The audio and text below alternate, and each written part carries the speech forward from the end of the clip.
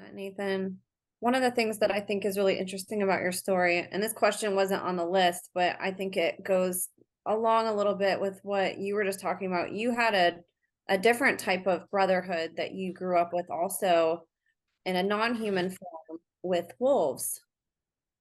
And I have one more question after that, but I wanted to bring that up because I think that that's also something really fascinating about you that I haven't really heard you talk about, and I think it's a really special part of your story because this was a part of you and a part of bonding, something that you had that meant a lot to you. I wasn't necessarily like I learned to survive by going outside really quick. I learned that people were not trustworthy, that people were duplicitous. And so from my earliest formative experiential memories of working with mankind, with humans, was that they are beasts, that they have ulterior motives all the time and you can't trust them. And so I would go outside. As my earliest memories is fleeing into the darkness, is going out at night and trying to get out and trying to stay alive and trying to get away from this. And I found I would seek shelter. I would seek shelter and I would seek caves and I would seek tunnels and I would try to find places to live and to find food. And I would be gone for long periods of time trying to survive. And it made me, people call this feral child syndrome, where children that are outside of that are away from normal human experiences for too long, you get raised by animals. And I know this is really strange stuff, but like I crawled into dens with animals, specifically dogs and wolves. And I found safety in a pack. I found a way of communicating and interacting with them at a very young age, to where I bonded with them more than I ever bonded with people. And it created a relationship with dogs, with canines, that was very deep and very strong. And I have a way of interacting with them because of that that's different. And they sustained me and they kept me warm and nourished, and they taught me how to hunt, and they taught me a way of living and surviving in a world with monsters. And I learned how to think like a wolf. I learned how to be like a wolf. I learned how to devour my prey. Like, I learned how to live and survive because of wolves, not people. And this is what got me recruited into this stuff. It's because they saw this creature out there in the night, and they wanted to exploit me instead of rehabilitate me. It ruined me. They should have just left me out there. You know what I mean? I didn't want to go back into human society and integrate back in. I didn't want to be with them. I just wanted to stay with the wolves. And there's this like raping of the mind when they try to separate you from your pack and separate you from everyone that's been with you. Hold on a second. I gotta change a battery. They took me away from my pack, and so I just would always bond with dogs anywhere I went. And my family had a black lab. When I moved to Arizona, we got a black lab and a golden retriever mutt mix. And at night, when I would go and be in these, do these rituals and do these projects and do these killings, I would come back and I would live in their dog loos with them. And I've always just gone to the animals, you guys. At the end of the day, it's just the best way to say it. Like, I'd rather just be with animals. I don't want to be with people anymore. I don't want to. I just want to go be with the horses. I want to just go into the wilderness. I don't want to have to do all this. I don't want to have to do all of this anymore. Like, it's really hard for me to be a father. It's really hard for me to be a husband. It's really hard for me to be a person. I just would rather go to the wilderness again. I want to be alone. I don't want to have I don't want to have relationships because I know that they're messy. I know people are they're people, there's still good people out there. I know there's wonderful people out there, but I don't have any capacity at the true root of me. I don't have a capacity for connecting with people like others do. And so it made it easier for me to kill. It made it a lot easier for me to kill very intimately, because I began killing very intimately with my teeth. I began killing very intimately with my hands and my fingernails, like very early on. And so to me, it was very normal. And this is why I had such a predilection for it and had a great ability at infiltrating, because I knew how to crawl and be like an animal. And I used to wear skins and hides and imitate dog calls as a way of infiltrating a lot of these properties in the States. And a lot of this got deepened way more intensely when I go up to that farm in Michigan, and they had wolves and they had F1s, which are a hybrid of 50% wolf, 50% dog, domesticated dog, gray wolf, and a red wolves. And these were animals that are used as sentinels on properties. And so I had ability to get past them, and I had an ability to get around them and navigate around them, even though they were trained not to allow that happen. And it was a time in my life that I deeply miss, and long for I would long for rehabilitation with. You know, I even back in 2007, I went on a project when I was at Fort Knox, Kentucky, for my basic combat training. I got flown over from there with the 160th, which is like the Night Stalkers, and we went to a property in Tennessee, or basically on the border of Tennessee and Kentucky, near Fort Campbell, and they had this like farm set up, like a maze set up, um, in this field, like hunter's field, and there was this guy who had a wolf, and he would like run gauntlets and stuff, and it was the first time I'd seen a wolf in so long, and it just, like, there's guys, they're literally called lone wolves, you guys, because a lot of us literally bond with wolves. Like, we actually are raised like wolves. We think we're wolves at like our core identity. Like, a lot of us are, I know it sounds insane, you guys, but like, we're feral people. We are literally raised by animals. Like, there's people that are animals inside, and then there's animals on the outside that are more people like than the other way around. Like, it's a really strange thing, and I understand it to the waking world. This is in crazy stuff, but it's real life. When you're trying to survive, it's safer to be around animals than it is to be around people. When your parents are prostituting you around, you learn really quickly that it's better to live with mud on your back than it is to live with another man on your back. Like, you find a way to survive, and these guys literally turn to animals, and they raise wolves, they raise predators, lions, they raise these animals. And one of these guys had a wolf on his property, and it was the first time I'd seen one in a long time, and it finally gave me this hope that a man could work with his wolf again. And like, that's always been one of the deepest dreams of my life, is to be able to see these guys get healing. You know, like, a lot of what I'm passionate about and talking about is trying to get people back into the wilderness. It's because where I started healing, y'all, where I started integrating, getting deliverance, was at a wilderness camp that I became a wilderness mentor.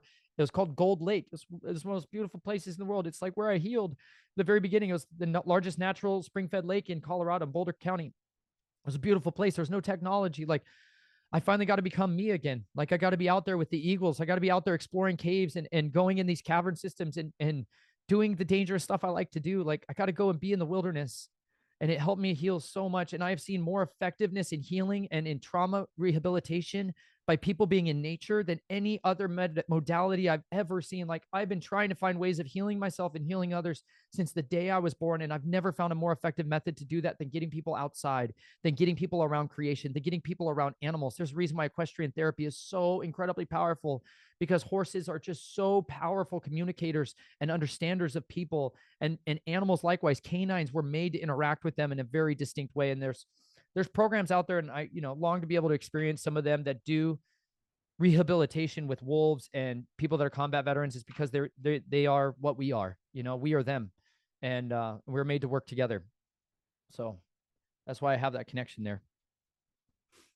So true, though. Animals are so healing. And something I've heard from survivors is one of the ways that they learned how to trust people after they awakened to their abuse was seeing people interact positively with animals and knowing, well, if the animal trusts that person, then that person has to be Heck yeah. trustworthy. So animals can be a really, healing on all different levels. Yep. And I think that that's a really fascinating part of your story. Now, going off of what you said, the last question that I have, and you sort of primed it perfectly. Why is there still good news for people who think they are beyond saving?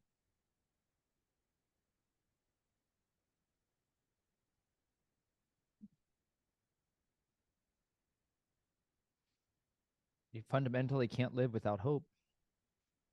At the end of the day, if you give up, you're going to die. You can quit anytime you want, y'all. You can quit anytime you want. But you gotta remember, there's always hope. It's the one thing they couldn't get out of me. No matter all that I've been through, like there was always that burning light in me of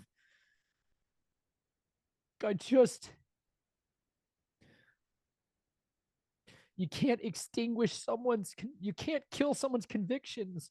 You can try to corrupt them, you can try to control them, but you can't kill someone's convictions.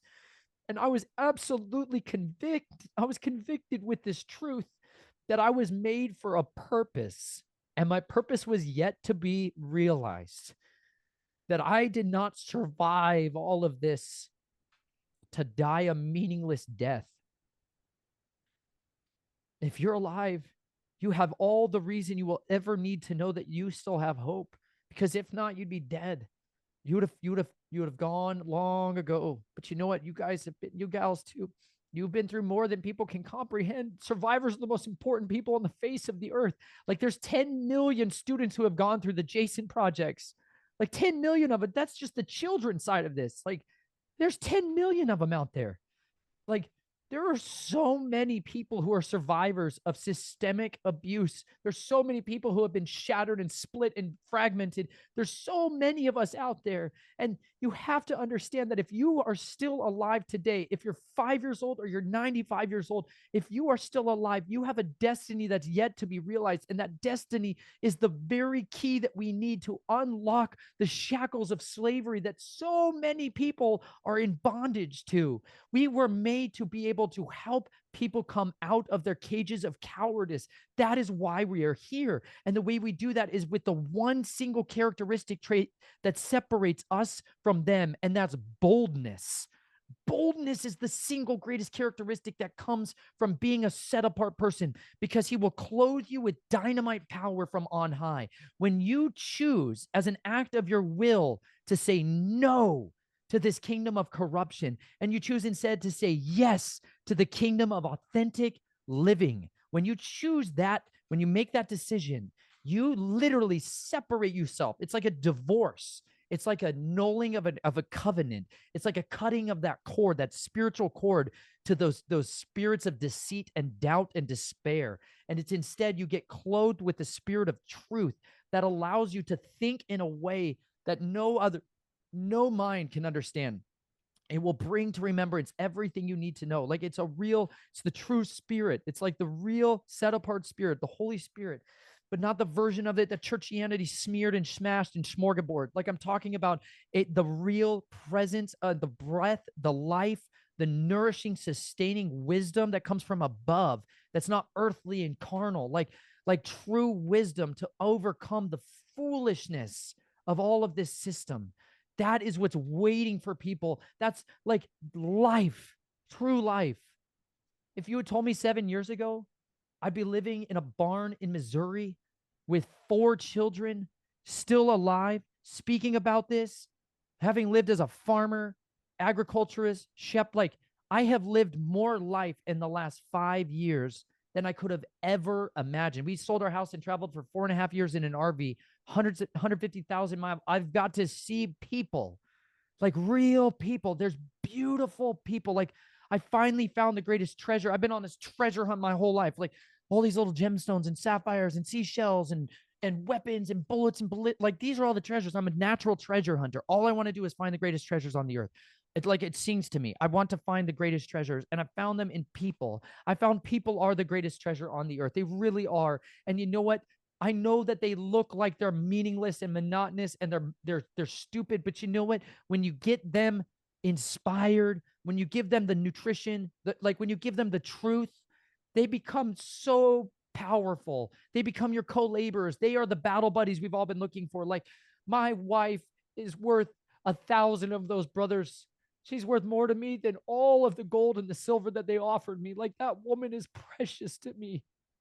I can't say I love her unconditionally. I can't say I still even have at the deepest core of myself a love connection with her that should be there, because I'm still not capable. But that woman has shown me consistency. She's shown me love, like true love. It exists and it defeats this kingdom instantly. Love is what conquers and covers a multitude of evil. Love is what destroys that kingdom of darkness, because that is the one thing that has always been burning within me, is that there is true love out there, and it's available to those of you, any of you, no matter what you've been through, no matter what you've done or what's been done to you. You are loved, you are cherished, you are adored, you have a meaning and a destiny on this earth that is greater than anything you could ever comprehend or imagine. I could have never imagined the wonders of what was waiting for me on the other side of the day when I picked up my sword. When I put this one down, this used to be a little toolkit that I carried around my swords in. When I put down this one, when I put down this knife and I started using this one instead, my entire life took on a meaning that was better and more satisfying, because this brought me temporary relief. This stopped bad guys temporarily. But this one, with this pen, I have been able to wage a war that will live on for eternity. My life, my weapon of my warfare is my testimony. It says, the enemy, the dragon, that devil of old, is defeated by the blood of the Lamb, the words of our testimony, and not loving our life even when faced with death. We are not to go quietly into the night. We are supposed to fight no matter what the cost is, because you know what? To do anything otherwise would be to quit. And none of you were made to be quitters. You are braver than anybody I've ever known in my life. So thank you to each and every one of you who has helped to co-labor with me, who has supported my wife and my family, who has sustained us and fed us and clothed us and sheltered us and harbored us as spies in the land. It's because you guys are out there bravely contending against this darkness, lighting up those fires of freedom for so many others, that we're still here. We need each other, and we need to work together in order to dismantle this empire of evil. Amen to that. There was a quote I read before, and I can't remember it verbatim, but it said something about your testimony exists when you pass the test, and only when you pass the test. And that's exactly what you did, Nathan, and what you're helping so many people do is pass that test so they can have that finished piece of paper and say, this is my story. And whether I share it or not, and I know that there's a time and a place for that. Being able to just have that and find that power in it is so beautiful. And I'm so grateful that there's people like you helping people realize that within themselves and to find purpose and all the pain that they've gone through, and to be able to come out the other side with the same hope that you have, and even if it's an imperfect hope. And I appreciate you being so vulnerable and truthful about it, because I get that a lot, where people reach out and they say, gosh, these people seem so put together and I don't, and it's like, there's so many different stages to this, and it's so much deeper than just waking up one day and you're fully healed, and you exemplify that by sharing the struggles and what you still struggle with, but also the beauty that lies with every step, that it's not this perfect situation where it's just all fixed one day, that every step adds up, and it's a slow journey, but every single step brings you one step closer. And even if it doesn't feel like a lot, even if it's just a couple inches that you're stepping, you're still moving forward, and all of that adds up over the test of time. So I just want to thank you. You've been such an inspiration for me. Everybody on my channel just loves you, and everybody that you touch feels your presence and is changed after hearing you speak. And all of this I know is really hard to talk about. This is just hard in general, but it's so important for people to hear this, whether you're an advocate and you've never gone through it, or whether you're a survivor and you've gone through something similar, to know that there is hope, that you can have love, and that's more powerful than any weapon that you can hold, and that your story is so important, and that it's not just this wasted life, and that you have the opportunity now to take your story and do what Nathan and others are doing, and empower other people to be emancipated, and to take your own story and your own testimony and say, what beauty can I create from this and give to others? What can I create in this world from this that's beautiful, and that's going to help people come out on the other side. So I just want to thank you for coming on today, Nathan. It's always an honor getting to talk to you, and you're just such a powerful, eloquent, brilliant speaker, and you bring so much hope to people listening on the other side. Thanks for being brave enough to do this. We need those people out there fighting for us. And we need advocates, like you said. That's all we need sometimes. Like, there's one chapter of, man, if just a girl named Suze was a 13-year-old girl that showed me that love on a school bus and just didn't run away from me, wasn't scared of me. She had that authority, that calm. She was that set apart girl. She just had a conviction in her that was just totally different. She planted a seed of love in there, and that's what y'all are here for. It's a miracle that everyone is living and active and doing anything to contend against this. And every one of you who is willing to wade into the fray with us, I just thank you. We need every one of you to help in any way, shape, or form that you can. Every one of you has different skill sets, different talents, different abilities, and you're all needed. And your raw brokenness is also very needed. And I know it's hard because a lot of times it's not logical for a good long season in there. It doesn't make a lot of sense. It's very confusing and it's really hard. And you know what? I'm not always so put together, ask my wife. Yikes. But you know what? We're making our steps forward every single day, Emma, and I thank you for being willing to help to pave a path for us to get ourselves home. It's my honor, Nathan. And I know we didn't get through the full list. We got through a good chunk of it. But obviously I'd love to have you back on and we can chip away at some more of it. I know that there's definitely, with all the responses that I got, I know that there's people that really, really want to learn from you. So we'll do another episode. But in the meantime, where can people find you? Where are you at on social media and how can people connect with you? Yeah, they can find me at snatchedfromtheflames.com. If anybody want to reach out to me, talk with me, whatever, you can go to snatchedfromtheflames at protonmail.com is my email. And I also have a YouTube channel, which is youtube.com/Nathan Reynolds. We've got a couple hundred videos on there, playlists and audio scriptures. I did a recording in the entirety of the audio scriptures because most people don't know what the Bible says because they never read it for themselves from beginning to end in the order it was written. It's pertinent information and you can test it out for yourselves. I did that recording on there. My audiobook, my ebook's all on there. I also am on TikTok at Snatch from the Flames. And I've got Spreaker and Rumble, all that other stuff too. I've got a lot of that. It's there through my website if you guys want to find the different places to connect and follow up with me. That's the best places to do it. And I'm just going to bring up your website really quick while I say this next part. And I want to remind you guys listening that you can go to Nathan's website, and as he said, you can get the free version of his book. You can purchase it, which I do encourage you guys to do, every dollar. And his book is so affordable and it's thick. Like, it's a good sized book, you guys. You get a lot with it. There's so many lessons, his full testimony, and there's so many beautiful revelations with his journey with God and redemption that I encourage you all to dive into. And I'd love you guys to join our book club. Nathan's book will be the one, like how I said in the intro, that we're featuring. So I would really love for you guys to go give him a boost this month, to go support him. But again, if you can't afford it, you can go on his website, or like he said, you can go to his YouTube page, and he literally has a playlist if you go on his channel where he chapter by chapter reads the book for you for free. And you can also access that from his website. So please pour your money and resources into actual survivors instead of, third-party nonprofits.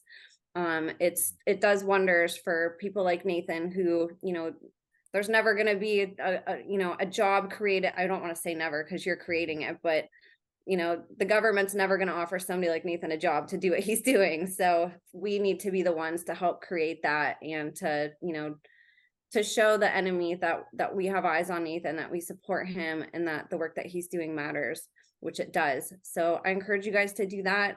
You can find the link below in the show notes for the book club, as well as all of Nathan's links. I'm going to have them all linked. On the link for the book club, it'll have all of his information to purchase his book there as well, and a Zoom link for you guys to save into your calendar for October 30th at 8 p.m. Central Time. So we're really, really excited about that, and to dive into Nathan's book. And again, you guys are going to get some one-on-one time with him in a private group call, which will be really special too in October. So Nathan, thank you again so much for coming on. I'm so grateful for you. God bless all of you listening, and we will see you next time.